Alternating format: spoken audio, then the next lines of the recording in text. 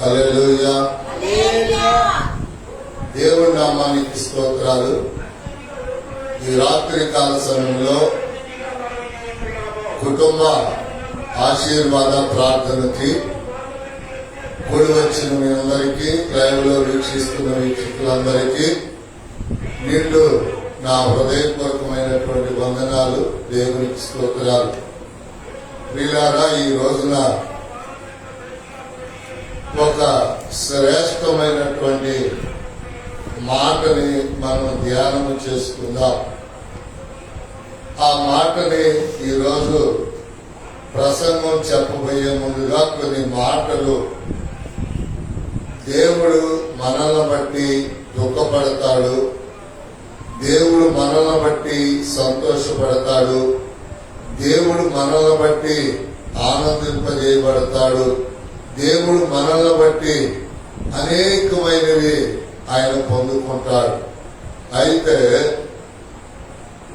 ఈ రాత్రి దేవుడు మనల్ని బట్టి, మన కుటుంబాలను బట్టి, సంఘాన్ని బట్టి దేవుడు నవ్వుతాడంట. దేవుడు ఏం చేస్తాడండి? కన్నీరు కార్చటం ఉంది, నా దుఃఖపడటం ఉంది, వేదన చెందటం ఉంది, బాధ చెందటం ఉంది.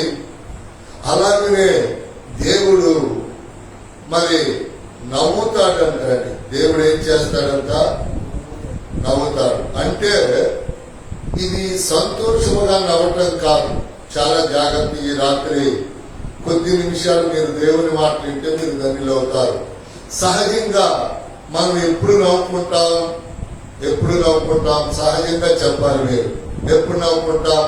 కొత్త బట్టలు వేసుకున్నప్పుడు, సంతోషం ఉన్నప్పుడు, ఏదైనా కొనుక్కున్నప్పుడు, కట్టుకున్నప్పుడు, లేకపోతే ఇంకోటి ఏదైనా ఉన్నప్పుడు మనం నవ్వుకుంటూ ఉంటాం. లేకపోతే జోక్స్ చెప్పుకున్నప్పుడు, లేదా కుటుంబాలు ఏదైనా కలిగినప్పుడు నవ్వుకుంటూ ఉంటాం. అయితే ఈ నవ్వుని వేరు. మనము ఇంకొకసారి కూడా నవ్వుకుంటాం. ఎప్పుడు చెప్పండి? ఎప్పుడైతే మనకి గిట్టని వాళ్ళకి ఎప్పుడైతే బాధలు, శ్రమలు, కష్టాలు కలుగుతాయో అప్పుడు కూడా మనము నవ్వుతాం. ఈ నవ్వు వేరు, ఆ నవ్వు వేరు. దేవుడు కూడా మాట వినని వారిని బట్టి, లోబడినటువంటి వారిని బట్టి, వారికి కష్టాలు వచ్చినప్పుడు దేవుడు నవ్వుకుంటాడంట. చూశారండి? నాకు ఈ మాట చదివినప్పుడు చాలా ఆలోచన కలిగిందండి. ఏంది? ప్రపంచ రక్షకుడు ప్రాణాన్ని లెక్క చేయకుండా పెట్టి ఆయన కూడా మానవులు కష్టాలు వచ్చినప్పుడు, శ్రమలు వచ్చినప్పుడు నవ్వుతాడండి. ఎందుకని? కష్టాలు రాకముందలే ఆయన చెప్తాడంట. దేవునికి స్తోత్రం చెల్లిద్దాం. కష్టాలు రాకముందల, కన్నీరు రాకముందల, వేదన రాకముందల, దుఃఖము రాకముందల, కలగక ముందే ఆయన ఇదిగో ఇలా రాబోతుంది, ఇలా జరగబోతుంది, మీరు జాగ్రత్త అని పదే చెప్తారంట. అది ఎప్పుడైతే మనము ఆయన మాట వింటలేదు, ఎప్పుడైతే ఆయన బోధ వింటలేదు, ఎప్పుడైతే ఆయన మాటలు పెడచెవిని పెడుతున్నామో ఆయన ఏం చేస్తాడంటే నీ ఇష్టం అని వదిలేస్తాడు. ఇక మన కష్టాలు వస్తాయి చూడు, అప్పుడేం చేస్తాం? సేవకుడిని, మందిరాన్ని, ఇక దేవుణ్ణి గోచాడటం ప్రారంభిస్తాం. అప్పుడంట దేవుడు నవ్వుతాడంట. చూడండి ఒక్కసారి సామెతల గ్రంథం 1వ అధ్యాయం 23వ వాక్యం. నా గద్దింపు విని తిరుగుడి, ఆలకించుడి. నా ఆత్మను మీ మీద కుమ్మరించెదను, నా ఉపదేశమును మీకు తెలిపెదను. నేను పిలువగా మీరు వినకపోతేనే. చూశారండి? ఎంత చక్కని మాట. చూడండి, దేవుడు ఏం చేస్తాడంట? అర్థం చేసుకోండి. రాత్రి ఆలకించండి. లైవ్ లో వింటున్న వాళ్ళారా, దేవుడు ప్రతి మనిషిని పిలుస్తాడు. దొంగని పిలుస్తాడు, పాపిని పిలుస్తాడు, పరిశుద్ధుని పిలుస్తాడు.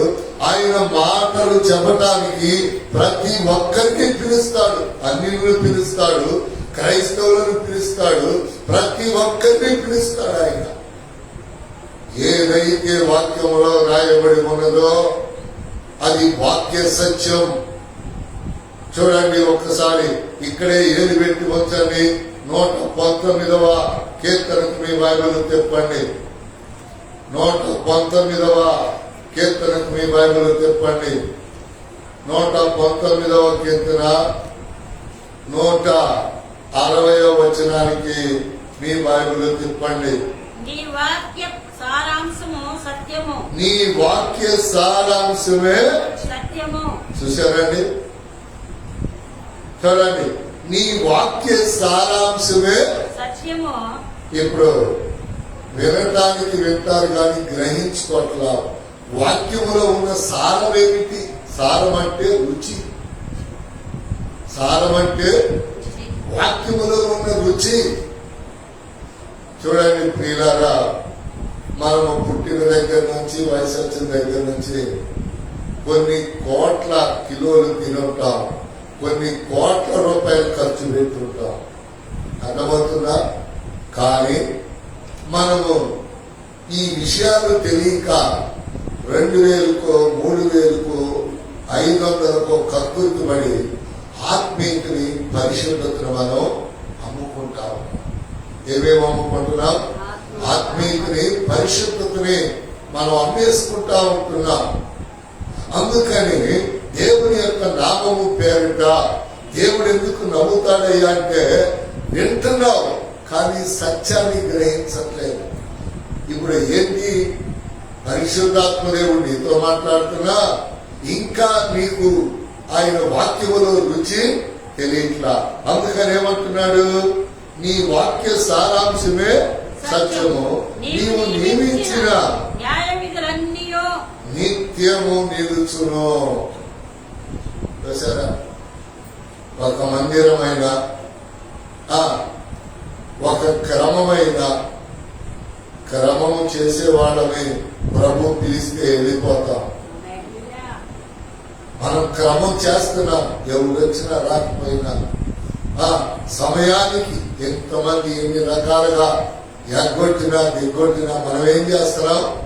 క్రమం, మన పని మనం చేస్తాం. ఈ చేసే విషయంలో ఈ రాత్రి దేవుడు అంటున్నాడు, నేను నీ పిల్లల గురించి నవ్వక ముందలే, నీ గురించి నవ్వక ముందలే, నీ కుటుంబాన్ని గురించి నవ్వక ముందలే నా మాట వినండి. నా మాట వాక్య సారాంశ సత్యమే. చూసారా? దేవుడి మాట ఎందులో ఉందంట? వాక్యములోనే ఉందంట. నా మాటలుగా చూడండి, అక్కడ రాస్తున్నాడు, నీ వాక్య సారాంశము సత్యము, ఆయన నియమించిన న్యాయ విధులన్నీ నిత్యము నిలుస్తాయి. వాక్యము గాని, ప్రార్థన గాని, పాటలు గాని అవి నాశనం అయ్యేవి కాదు. ఒక మనిషి చూడండి, ఒక మనిషి వచ్చే మనిషి రాకుండా ఆగిపోయి ఆ పాట పాడలేదనుకోండి, ఆ పాటని 2-3 వారాలు చూస్తాడు దేవుడు. ఇక నా పాట నువ్వు పాడలేదు కదా, ఇక నువ్వు ఆగిపో, ఆ పాట పాడే వరము ఇంకొకరికి ఇచ్చేస్తాడు. చాలా జాగ్రత్త గమనించాలి. రాత్రి మీరు చూసారా? ఎప్పుడైతే మనము పాట విన్నామో, ఎప్పుడైతే వాక్యం విన్నామో, ఎప్పుడైతే ప్రార్థన విన్నామో ఆ ప్రకారం మనము జీవించాలి. వాక్యములోనే అది నిత్యము నిలిచింది. చూసారా పిల్లారా? అందుకని దేవుని యొక్క నామము పేరిట సామెతల గ్రంథానికి రండి. ఆయన అంటూ ఉన్నాడు, చూడండి ఏమంటున్నాడు, నేను పిలువగా 24వ అధ్యాయం, నేను నిన్ను పిలువగా నీవు నా మాట వినకపోతే, చూడండి, నేను పిలువగా మీరు వినకపోతే నా చేయి చాపగా ఎవరు లక్ష్య పెట్టకపోతే, నేను చెప్పిన బాధయు వినక మీరు త్రోసి వేసి నేను గద్దింపగా లోబడిపోయి. అండర్లైన్ చేసుకోండి. చాలా మంది ఏమంటున్నారు, పాస్ గారు అట్లాగన్నాడు, మా అమ్మాయిని ఎట్లాగన్నాడు, లేకపోతే నన్ను ఎట్లా అన్నాడు. రేపు మీ గురించి లెక్క అప్పచెప్పవలసింది నేను. హల్లెలూయా. మీరేదో ఇవాళ చిల్లరి కానుకలు, దశంభాగాలు, గుప్పెడు బియ్యాలు, ప్రథమ ఫలాలు, వస్త్రాలు, కూరలు, అన్నం పెడితే తినటం కాదు. అర్థమైందా?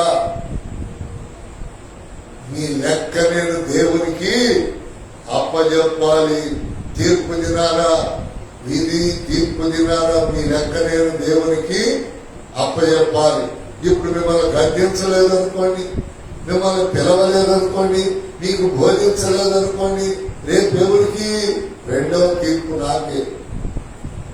మొదటి తీర్పులో మంచివాడిని, ప్రార్థన చేసుకుంటా, వాక్యం చేసుకుంటా, పాటలు పాడతా, అంతా మంచిదే.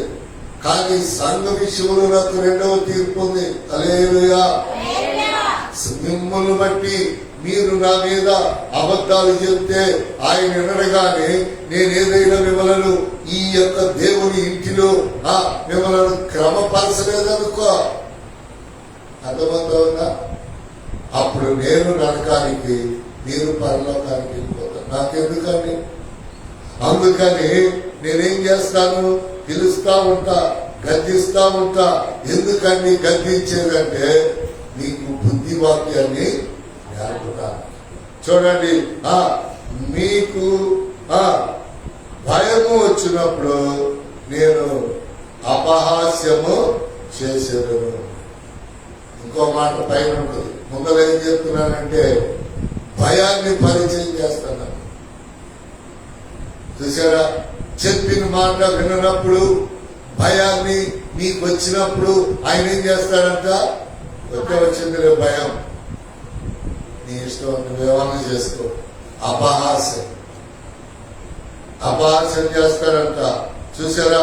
కాబట్టి మీకు అపాయము కలిగినప్పుడు నేను నవ్వుతాను. ప్రసంగనికి దేవుడు నవ్వుతాడండి.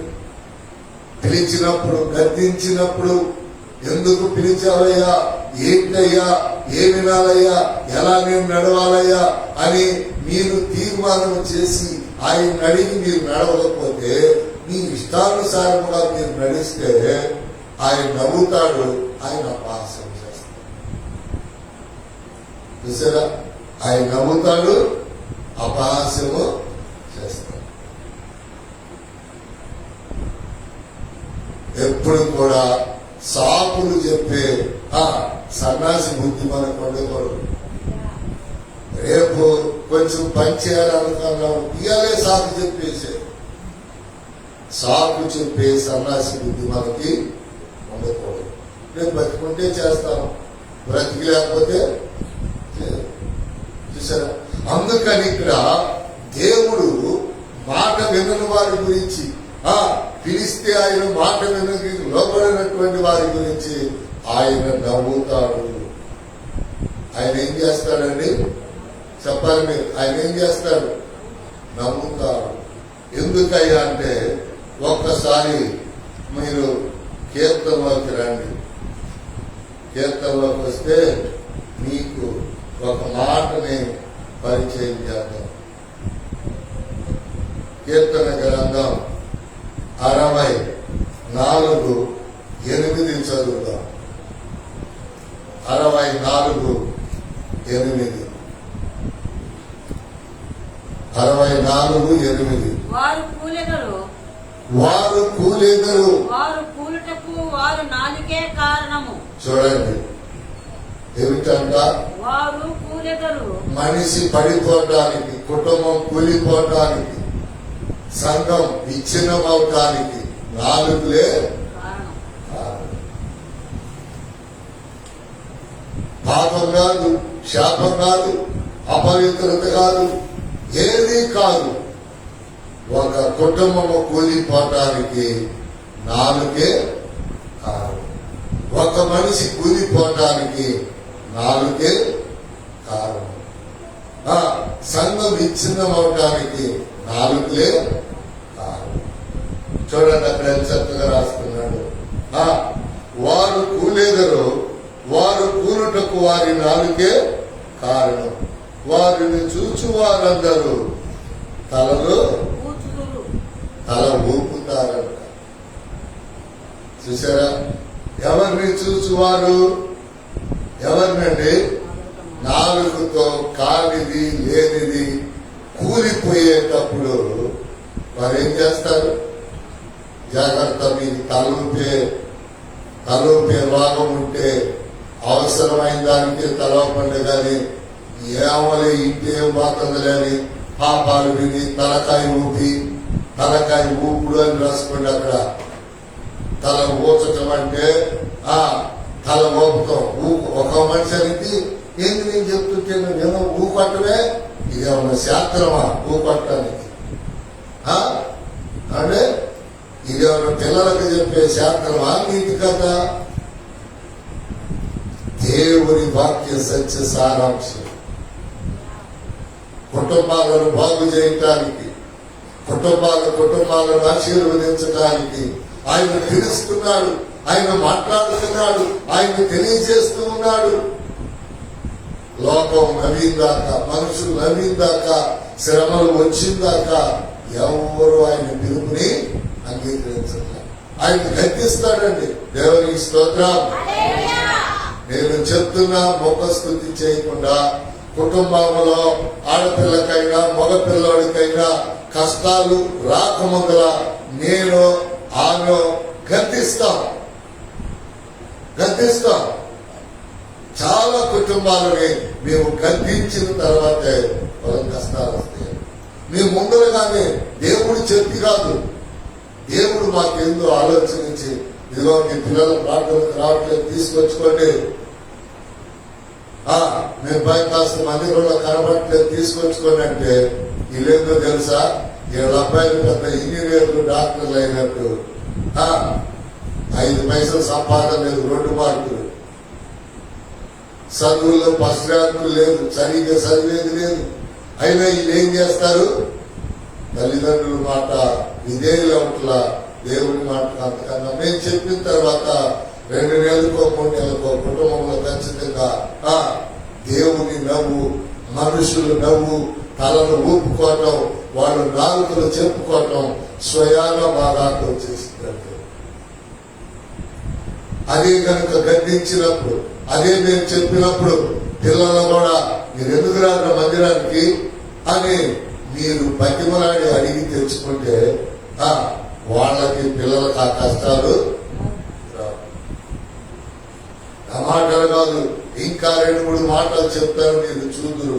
అందుకని ఇక్కడ దేవుని వాక్యం ఏంటంటే కుటుంబాలు కూలిపోవటానికి వీళ్ళు ఏం చేస్తారో తెలుసా?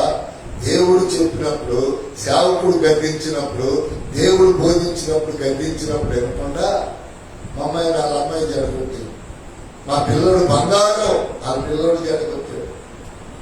అంటే అందుకే తాతల దగ్గర నుంచి సామెత ఉంది, మన బంగారం మంచిదైతే కౌన్సిలర్ దగ్గరికి వెళ్ళి సుత్తుతో అగ్గితో కాల్పించుకోవాల్సిన పని ఉండిందా? మన బంగారం చెడిపోయింది కనుకనే అది కంసాల వాడి దగ్గరికి, అది బైబిల్లో సామెతే, లోక సామెత కాదు. ఏ బంగారం అయితే మంచిది కాదో అది కంసాలి దగ్గరికి వెళ్ళి కాల్చబడాలి, శుద్ధితో నరకొట్టాలి, ఇనుముల మధ్య దానిని సాగదీయాలి. అప్పుడే అది సరే చెవులకో బేడలకో ముక్కుల్లో పెట్టుకోవడానికి పనికొచ్చింది. దేవునికి స్తోత్రం. అందుకని దేవుని యొక్క నామము పేరట ఆయన అంటున్నాడు కదా, వారిని చూచు వారందరూ తల ఊసులు. అంటే ఇప్పుడు ఒక వాళ్ళంట వాళ్ళ కుటుంబం ఎట్టా అని ఇక్కడ కూర్చొని చెప్పుకుంటున్నారు అనుకో, ఆ మొత్తం దానికి ఏం చేసిందేమా ఊపట్టకుండా చెప్పకుండా ఏం చేసింది ఊపట్టకుండా చెప్పకుండా ఏం చేసింది? తలెట్ట ఇక లేదు, ఆమె అర్థం చేసుకునేది. ఎందుకని? ఆమెకు వెనకమాలకుండా వస్తున్నావా, ఎవరు వస్తున్నారు అందుకు మనిషి పడతలేదని ఆమె మాట మార్చేసి చూసారా? అందుకని దేవుడు ఇక్కడ ప్రేమతో పిలుస్తా ఉన్నాడు, ప్రేమతో గద్దిస్తా ఉన్నాడు. దేనితోనండి? బాగుపడమని ప్రేమతో పిలుస్తా ఉన్నాడు, ప్రేమతో గద్దిస్తా ఉన్నాడు. ఆ ప్రేమ పోయిన తర్వాత ఇక్కడ చూడండి, మీకు మాట చెప్తాను చూడండి.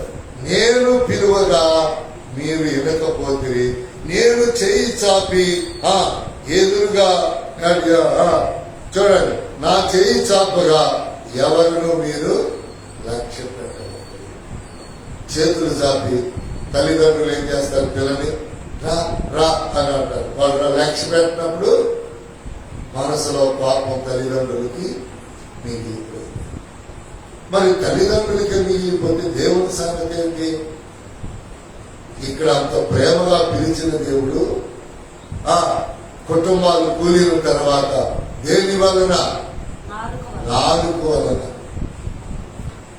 చూడండి, పాపమైన, అబద్ధమైన, మోసమైన నాలుగు ద్వారా మాత్రమే జరిగింది. వాటి ద్వారానే మనుషులు, హృదయాలు, కుటుంబాలు, ఇల్లులు కూలిపోతాయి.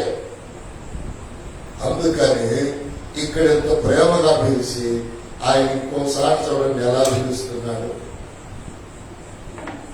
చిన్న ప్రవక్తల గ్రంథాన్ని బైబిల్ చెప్పండి.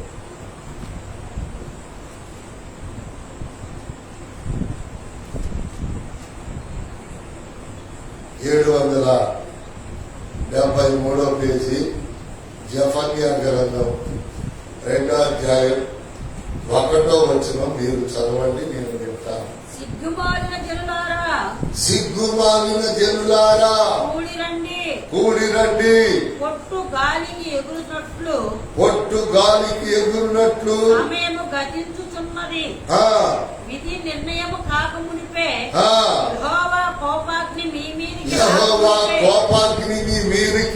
రాకమునిపే మిమ్మును శిక్షించుటకై యెహోవా ఉగ్రత దినము రాకమునిపే కూడి రండి. చూసారండి, అక్కడ ఎంత బతిమాడాడండి సామెతల గ్రంథంలో. ప్రేమగా, ప్రీతిగా. చూసారా, మీ నాలుగు జాగ్రత్త అని కీర్తనలో మాట్లాడుతూ ఈ సామెతల గ్రంథంలో అంత ప్రేమగా పిలిచి ఇక ఆయన నవ్వుతూ అపహాస్యం చేస్తూ ఈ జపన్య గ్రంథం అంటున్నాడు, ఆ సిగ్గుమాలిన వారులారా. ఎవరండి వీళ్ళు? చెప్పండి చెప్పాలి మీరు. పిల్లలైనా పెద్దలైనా దేవుడు ప్రేమతో పిలిచినప్పుడు రాకపోతే ఆయన అంటున్నాడు, సిగ్గుమాలిన జనులారా కూడి రండి. ఇప్పుడు కళ్ళంలో తూర్పాలు పట్టినట్లుగా, పొట్టు ఎగిరిపోయినట్లుగా, చూడండి గాలికి ఎగురునట్లుగా సమయము గతించుచున్నది. చూసారండి, పొట్టు గాలికి ఏ రీతిగా ఎగిరిపోయిందో అంటే చెప్పండి. మీరు వింటున్నారు కానీ రుచి తెలియట్లా, మీకు వింటున్నారు, రుచిని గ్రహించట్లా, వింటున్నారు, హృదయంలో దాచుకోవాలి, రుచిని కనిపెట్టాలి. ఎందుకో తెలుసా రుచిని కనిపెట్టవలసింది? ప్రత్యేకమైనటువంటి రీతిలో ప్రియులారా మనం ఎదగాలి. ప్రత్యేకమైన రీతిలో మనము ఎదగాలి. ఏమంటున్నాడు? గాలికి పొట్టు ఎదురున్నట్లు సమయము గతించుతున్నది. వానొచ్చిందని ఎవరైనా అనుకున్నారా? చెప్పండి. వానొచ్చిందని మనం అనుకున్నావా? వానొచ్చింది అని మనం తెలుసుకున్నావా? కానీ వాన వచ్చింది మన మీద, మన ఇళ్ల మీద, భూమి మీద కుమరించి వానను పంపించిన దేవుడు కోపాన్ని ఎందుకు పంపించడండి? గాలిని ఎందుకు పంపించడండి? గాలి లేకపోతే మనం బ్రతకమా? శ్వాస ధ్యాస ఆయనదే. ఏమంటాడు చూడండి, సిగ్గుమాలిన జనులారా కూడి రండి. ఎప్పుడు సిగ్గుమాలింది చెప్పండి? అన్ని ఉన్నప్పుడు, మంచిగా ఉన్నప్పుడు పిలిస్తే రాకుండా, ఆయన మాట వినకుండా డబ్బులు అయిపోయినాక. ఎప్పుడండి? డబ్బులు అయిపోయినాక, బలమంతా అయిపోయినాక, ఇక చూపు తగ్గిపోయిన తర్వాత, క్షీణించిన తర్వాత, ఇక అప్పుడు అంటారు కదా, దేవుడు నన్ను బాగు చేస్తే మందిరంలోనే ఉంటాను. ఎందుకు? ఉయ్యటానిక, ఉత్సవటానిక? ఆరోగ్యం లేనప్పుడు ఎందుకండి? దేవుడికి ఎప్పుడు కావాలి? అన్ని బాగుండదు. నీ యవ్వన కాలపు బలము కావాలి. హల్లెలూయా.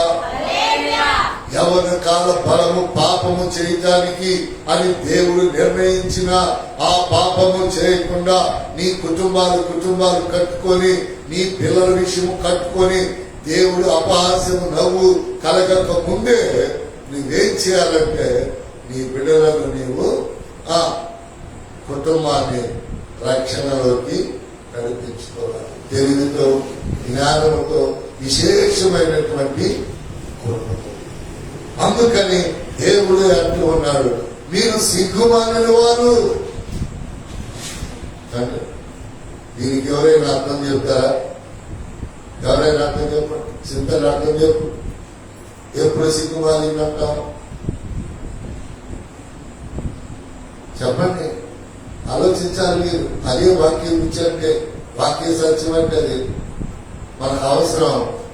మనం 2 సార్లు వాళ్ళ ఇంటికి వెళ్ళాము, వాళ్ళని బతిలాడాము, పిలిచాము, చెప్పాము. కానీ వాళ్ళు ఏం చేయలేదు. చెప్పాలి మీరు. మన మాట వినలేదు, అంగీకరించలేదు. ఇప్పుడు మన పరిస్థితులన్నీ దేవుడు చక్కబెట్టాడు, మనం ఓకే అయిపోయాం. వాళ్ళ కష్టాలు వచ్చినాయి, ఇప్పుడు మన దగ్గరికి వస్తాం. అప్పుడు ఆ మనిషి నువ్వేమంటున్నావు? సిగ్గుమాలి. నేను చెప్పినప్పుడల్లా, నేను వెళ్ళినప్పుడు పట్టించుకోరా. సిగ్గు లేకుండా నా దగ్గరికి వచ్చి అడుగుతుంది, నా ఇంటికి వస్తా ఉంది. సిగ్గుమాలిన పని అంటది. అదే అంటున్నాడు, సిగ్గుమాలిన జనులారా, నేను పిలిచినప్పుడు మీరు వస్తే, నేను బతిమలాడినప్పుడు మీరు వస్తే, మీకు ఆ కష్టాలు, ఆ శోధనలు, ఆ బాధలు మీకు ఉండవు కదా అని చెప్తున్న మాట. ఇప్పుడు ఎంత సమయాన్ని నిన్ను పోగొట్టుకున్నారంటే, సమయం ఏమైపోయిందంట? ఎగిరిపోయిందంట. ఎట్లా? పొట్టు ఎగిరిపోయినట్లుగా. పొట్టు ఎక్కడి నుంచి ఎగిరిపోయింది? కళ్ళములో. గుర్తుపెట్టుకోండి, మీరు ఉద్యోగ సమయం, పనులు ఏదైనా వ్యర్థం చేసుకోండి, కానీ మందిర సమయాన్ని మీరు వ్యర్థము చేసుకోండి. కనీసం ప్రారంభ సమయానికి రాకపోయినా కరెక్ట్ గా వాక్య సమయానికి వచ్చి వినాల్సిన బాధ్యత మీకు ఉంది. ఎందుకని? దేవుని కళ్ళం, దేవుని ఇల్లుది. ఈ సమయాన్ని కనుక నువ్వు వ్యర్థపరుచుకున్నావు అనుకో, సమయము ఎగిరిపోయిన తర్వాత ఎట్లా అంట? పొట్టు ఎగిరిపోయినట్లు సమయము ఎగిరిపోతుంది. రేపు ఒకవేళ పరలోకములో ఇదే ప్రశ్న నిన్ను దేవుడు అడగవచ్చు. ఏమని? సిగ్గుమాలిన దానిలాగా బతికేవా? సిగ్గు కలిగిన దానిలాగా బతికేవా అని అడిగితే, ఆ వాక్య వివరణ ఉపమానం నీకు తెలియకపోతే నువ్వు నోరు తెరవలేవు. నీ నాలుగు నిన్ను నరకానికి పోవచేసి, అప్పుడు నా మీద నిందమాపడానికి ఆస్కారం ఉందా? లేదు. ఎందుకని? నీతో విన్న వాళ్ళందరూ చెప్తారు, ఆ రోజు ఇలా ప్రసన్నం చేశాడు, మేము విన్నాం, నువ్వు రాలా అని. అప్పుడు దేవుడు అంటాడు కదా, నా సన్నిధి నా సమయం అన్న నీకు విలువ లేకుండా పోయింది కనుక నువ్వు ఎప్పుడు కూడా అక్కడా పట్టులే, ఇక్కడా పట్టులే, నా సమయాన్ని నువ్వు విలువగా చూడలేదు. చూసారా? నా సమయాన్ని నువ్వు విలువగా చూడలేదు. దేవుని వాక్యములో ప్రియులారా చూడండి, వీధి నిర్ణయము కాకమునిపే యెహోవా కోపాగ్ని మీ మీదకు రాకమునిపే, మిమ్ములను శిక్షించుటకై యెహోవా ఉగ్రత రాకమునిపే కూడి రండి. చూసారా? ఈ రోజున ప్రార్థన అంటే డాక్టర్ల కళ్ళు మూస్తున్నారు, నర్సులు కళ్ళు మూస్తున్నారు. వాళ్ళ వైద్యం తెలుసు, వాళ్ళ దగ్గర మందులు ఉన్నాయి. గొప్ప గొప్ప వ్యక్తులు మాకు ప్రార్థన చేయండి, కలలు వంచండి, కళ్ళు మూసి అవసరమైతే మోకరించి ప్రార్థనలు చేయించుకుంటున్నారు. చూసారా, సామెతలు ఉన్నాయి కదండి. ఆకులో కనుక అన్ని ఉంటే ఆకు ఏం చేసిందంట, అరిగి మరిగే ఉండదు. ఇస్త్రాకులో ఏమి పెట్టకపోతే అది ఏం చేసింది, గాలికి రెపరెప రెపరెప అవసరమైతే నేల దాల్సిన కూడా పడేసింది. అందుకని అన్ని ఉండ మరిగి మరిగి ఉండేది, ఏమి లేనిది ఎగిరి పడుతుంది. అందుకని దేవుడు పిలిచినప్పుడు, దేవుడు గద్దించినప్పుడు, దేవుడు బోధించినప్పుడు వాక్య సత్య ఋషిని మనము వింటే, చూసారా, మనము వింటే, మనము చేర్చుకుంటే, చూసారా. అందుకని దేవుడు అంటూ ఉన్నాడు కదా, చూడండి, దేవుడు అంటూ ఉన్నాడు చూడండి. ఒక్కసారి మళ్ళా కీర్తనలోకి వెళదాం. కీర్తనలోకి రండి.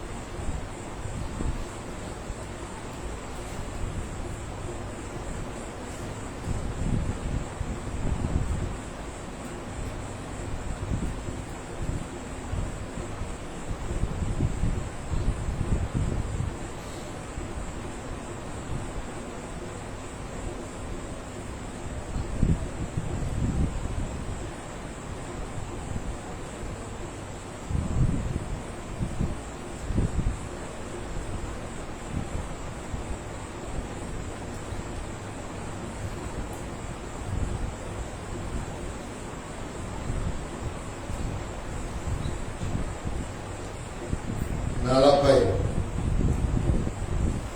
4వ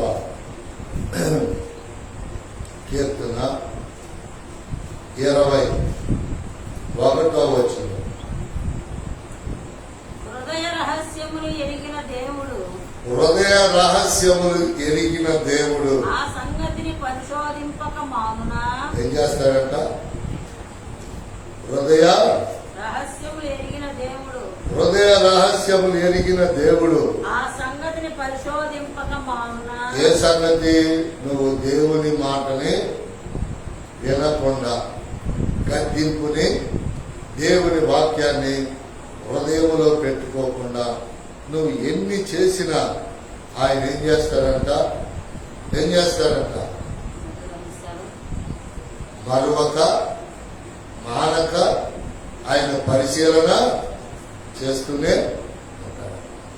అందుకని చూడండి, ఆయన ఎప్పుడు కూడా మనల్ని పిలుస్తా ఉంటాడు. ఏమని? మీరు నా దగ్గరికి రండి. మత్తయి రాసిన సువార్త 11:28 చూడండి ఎలా పిలుస్తున్నాడు. చూడాలి.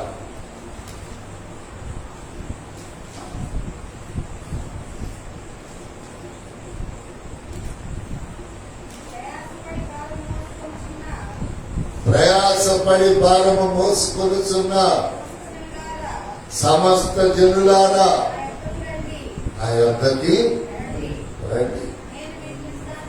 అదండి ఆయన అంటున్నాడు. చూడండి, నామకార్థ క్రైస్తవులకి సరి అయిన భక్తి లేని వాళ్ళకి తెలియని మాట మీకు తెలియపరుస్తున్నా. లోకంలో చాలా మంది అంటారు కదా, వాళ్ళకు వస్తేనేమో సాతానంట, ఇతరులకు వస్తేనేమో చెప్పాలి మీరు, లోకస్తులకి ఏదైనా శ్రమ వస్తేనేమో సాతాను, దేవుని బిడ్డలకు ఏదైనా వస్తేనే సాతాను కాదంట అంటారు. దాని మాట అర్థం ఏంటండి? దేవుని బిడ్డలకి శ్రమలు వస్తే దేవుడు తోడుగా ఉండి తప్పిస్తాడు. అది దేవుడు పెట్టి లోకస్తులకి ఎవరు పెడతారు? సాతాను పెట్టి. చూసారా, సాతాను పెట్టిందండి. లోకస్తులకి ఎవరు పెడతారు? సాతాను. దేవుడు బిడ్డలకి ఎవరు పెడతారు? దేవుడు. ఎందుకంటే దేవుడు మనకి ఈ కష్టాలు, శ్రమలు ఇవన్నీ చిన్న చిన్నవి, అల్ప స్వల్పములైనవి, అనుభవాల కోసం పెడతాడు దేవుడు, ఆశీర్వాదం కోసం పెడతాడు. ఎందుకని చెప్పండి? ఎందుకని రేపటి దినాన నీకు నీవుగా ఒక మనిషికి సాక్ష్యం చెప్పాలి. హల్లెలూయా. ఏమిటా సాక్ష్యం అంటే, ఇదిగో నేను మందిరానికి వెళ్ళినప్పుడు నేను ఇట్లా దీవించబడ్డా, నాకు ఈ బాధలు వచ్చినాయి, వాటన్నింటిలో నుంచి నా దేవుడు బయటికి తీసుకొచ్చేసాను, లేకపోతే నేను ఎప్పుడో చనిపోవాల్సింది. చూసారా, నేను ఎప్పుడో చనిపోవాల్సి. గుర్తుపెట్టుకోండి. ఎంతమంది ఆత్మని హత్య చేసుకుంటున్నారండి చెప్పండి. మనం టీవీలో చూసినా, ఎక్కడ చూసినా ఆత్మహత్యలు, చంపటాలు. చూడండి, ఈ చంపటాలు, ఆత్మహత్యలు అనేవి ఇప్పుడు ఆత్మకు సావు ఉందా? లేదు. ఆత్మకు సావు లేదు. మరి దేనికి సావు ఉంది? మన శరీరానికి మాత్రమే సావు. మరణం, సమాధిలోకి వెళ్తాం, ఆత్మ వెంటనే పక్కకు సైడ్ అయిపోయింది. చూసారా, ఆత్మకు మరణం లేదు. ఆత్మహత్య అని అనకూడదు. ఉరేసుకున్నాడు, చనిపోయాడు అనొచ్చు, లేక ఇంకోటి అనొచ్చు, కానీ ఆత్మహత్య అని అనకూడదు. చాలా మంది ఏం చేస్తారు? ఆత్మహత్య అంటారు. ఆత్మను హత్య చేయ దమ్ము కలిగిన వాడు ఎవరైనా ఉన్నాడా? దేవుడు తప్ప.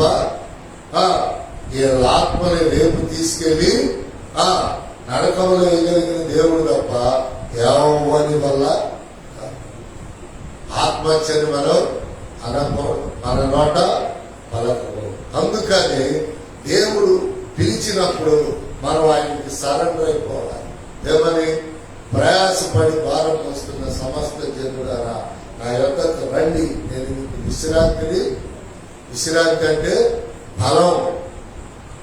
ఈ సమస్యలు మీకు ఒక మాట చెప్పనా, దేవుడిని నమ్మిన తర్వాత దేవుడు మనకి, మన పిల్లలకి, మన కుటుంబాలకు బలమైపోతే మనం ఒక్క రోజు కూడా బ్రతకలేదు. మనకు వచ్చే నిందలు, మనకు వచ్చే అవమానాలు, మనకు వచ్చే శ్రమలు అవన్నీ ఏమంటున్నాడు దేవుడు? నాకు తగ్గుతాయి, నీకేం సంబంధం అని దేవుడు అంటారు.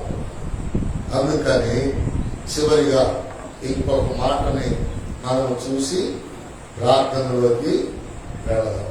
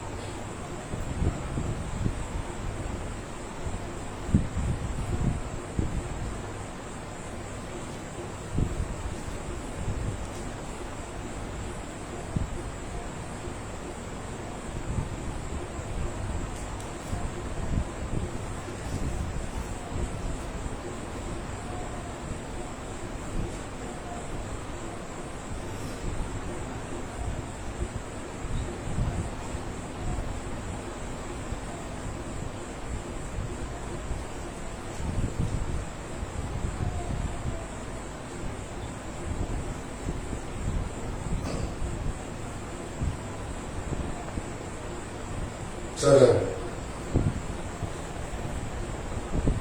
50వ కీర్తన 22వ వాక్యం. ఆసాపు కీర్తన ఇది. దేవుని మరచువారులారా దేవుని మరచువారులారా దీన్ని యోచించుకోండి. ఆ, తన ఎడల ఆ, నేను మిమ్మల్ని చించివేయదును. చూసారా? మళ్ళీ చదువు. దేవుని మరచువారులారా ఆ, దీన్ని యోచించుకోండి. ఆ, దేని ఎడల ఆ, నేను మిమ్మల్ని చించివేయదును. ఆ. తప్పించువాడు ఎవడనూ లేకపోవును. తప్పించువాడు ఎవడనూ లేకపోవును. దేవుడు ఏం చేస్తాడంట? దేవుణ్ణి మరిస్తే ఏమైపోతాయి కుటుంబాలు? చెప్పండి. పోగు. కలిసిన జంతు మాంసాన్నైనా కోడి మాంసాన్నైనా నలుగురు పంచుకోవాలంటే ఏం చేస్తారు? పోగులు వేసుకుంటారు. కాటాలోనూ పోగులుగా. ఇప్పుడు దేవుడు కనుక ఆయన చెప్పిన మాటలు వినకుండా, ఆయన పిలిచినప్పుడు పలకకుండా, ఆయన మాటలు అంగీకరించకుండా సమయం అంతా ఏ సమయం? దేవుని సమయం, దేవుని మందిర సమయాన్ని పాడు చేసుకుంటే ఆయన అంటున్నాడు, నేను చీల్చివేస్తాను. చూసారా? చీల్చివేస్తా. చూసారా? తల్లి జాడ పిల్ల కొండలు, పిల్ల జాడ తల్లి కొండలు. ఇలాంటి వాక్యాలను బట్టి భక్తులు పాట రాశారు. అదే ఆ రోజు యేసయ్య వ్యభిచారు, దొంగలు. ఇప్పుడు దేవుడు ఎన్ని సంవత్సరాల నుంచి ఎలా బతిమలాడి. చూసారా? చూసారా? ఎన్ని సంవత్సరాల నుంచి ఉదయకాలపు సువార్త, సంఘ సువార్త ఇట్లా చెప్తా ఉన్నా వాళ్ళు లోపడ్డలేదు.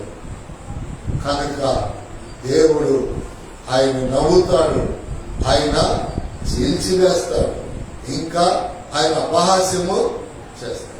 ఆయన మాట విన్నామనుకో ఆశీర్వాదం, దీవెన, మేలు, సంతోషం వీటన్నిటిని దేవుడు మనకి అనుగ్రహిస్తాడు. దేవుడి మాటలు మన హృదయాలలో స్థిరపరిచి బలపరిచి మన ఎడల దేవుడు నవ్వుకున్నట్లుగా, మన కుటుంబాల ఎడల దేవుడు నవ్వుకున్నట్లుగా విధేయులమగుదాం. దేవుని మాట విందాం.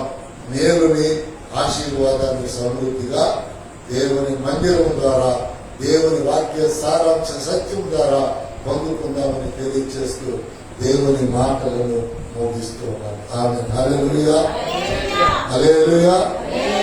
తలలు వంచండి, కళ్ళు నుండి ప్రార్థన చేసుకున్నాం. ఏ సభ ముందుగా లైట్ కట్ చేసినాక